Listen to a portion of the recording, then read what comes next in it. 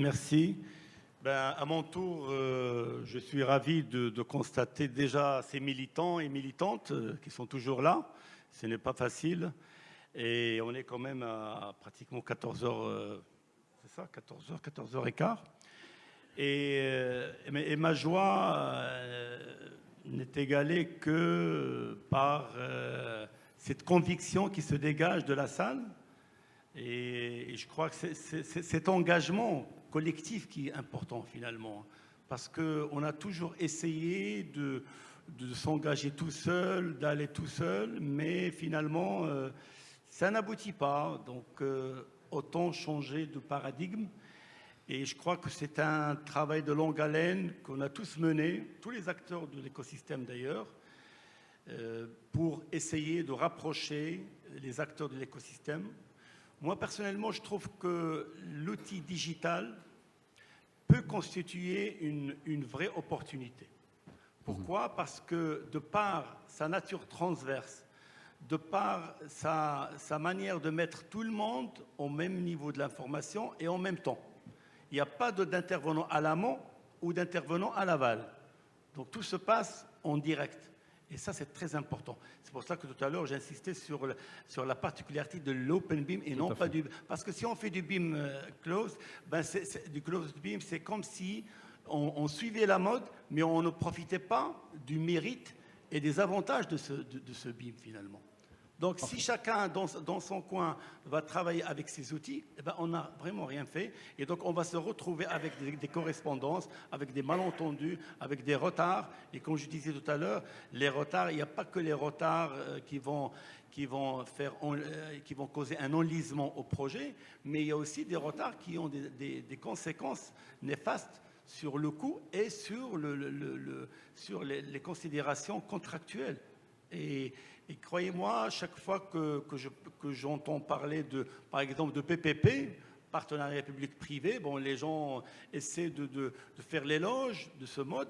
OK, c'est bien, c'est pratique, mais attention, le PPP, ça demande une analyse des risques encore plus poussée. Et il n'y a que les opérateurs qui sont armés de vrais juristes expérimentés qui arrivent à réussir et à anticiper les problèmes.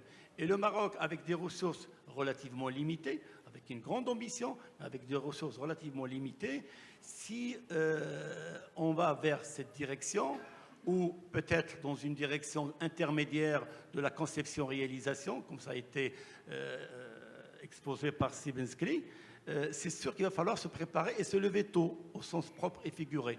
Et je terminerai par le fait que tout à l'heure, il était question de parler d'humanisme et d'ailleurs, dans le jargon maintenant de l'intelligence artificielle, il parle d'humaniser les prompts. C'est-à-dire la question que vous posez à ChatGPT ou bien à maintenant DeepSeek ou autre, pour ne pas faire de leur publicité. De toute façon, ils n'ont pas besoin de ma publicité. Hein. Ils n'en ont pas besoin. Oui. Et donc, pour pouvoir humaniser ces prompts, c'est tout comme d'ailleurs, tout comme la science de manière générale. La science, vous pouvez faire la paix avec la science comme vous pouvez faire la guerre. Et donc, je crois que c'est plus on maîtrise, comme disait tout à l'heure M. Arnaud, si on maîtrise davantage, si on a l'expertise nécessaire, on peut approfondir la réflexion et on peut comprendre les nuances et à ce moment-là, on ne pourra pas tomber dans le risque que vous avez évoqué tout à l'heure, de la standardisation BEAT, de l'ouverture BEAT, etc. etc. Donc je crois qu'il va falloir, encore une fois, comme disait Adouane tout à l'heure, il va falloir commencer à travailler ensemble. Je crois que c'est le défi que nous avons. Et les trois conventions signées aujourd'hui et les deux autres signées auparavant, je crois que ça sont de bon augure pour un avenir meilleur. Parfait. Ensemble. Merci beaucoup, Sénabil. Mais vite fait, s'il vous plaît. Juste pour continuer dans la foulée des remerciements amorcés par ces Mahboub, nous remercions particulièrement toutes celles et ceux qui ont contribué à la réussite de cette journée. Et je ne risque pas d'oublier d'abord notre maître de cérémonie, c'est Abdouahad Fikret, l'ami et le Et d'ailleurs, lui maintenant, il connaît cet écosystème par cœur. Hein. Donc, tu fais partie de ce qu'on veut construire C'est ensemble. la convention, madame Snitash. Et puis, je remercie surtout aussi les équipes qui ont veillé sur la logistique, les équipes essentiellement Lafarge sur la logistique. Je remercie Omar Yahyaoui c'est lui qui a présidé le comité scientifique et c'est Oussama Koubej de la FNBTP.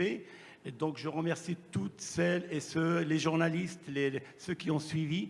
Je dirais un seul mot, c'est Abdelwahed, c'est que moi je reste optimiste parce que quelque part notre société, notre mentalité, notre mindset fonctionne par déclic. Maintenant, tant que vous êtes en dessous du déclic, la mayonnaise ne prend pas. Il va falloir qu'on dépasse le seuil du déclic et croyez-moi, tout le monde va suivre. Mais il faut qu'on réussisse là. Et un dernier mot pour la formation, on ne cesserait pas de le répéter, c'est sûr, la formation et surtout la formation continue. Nous contribuons par un petit grain dans le moulin. En ayant créé il y a 3 ans, 4 ans, une académie pour la formation continue, parce qu'on est conscient qu'un ingénieur ne peut pas rester ingénieur à vie, il peut être atteint d'obsolescence. Et donc, pour faire sa mise à jour, sa montée en compétences, il est question justement de l'updater.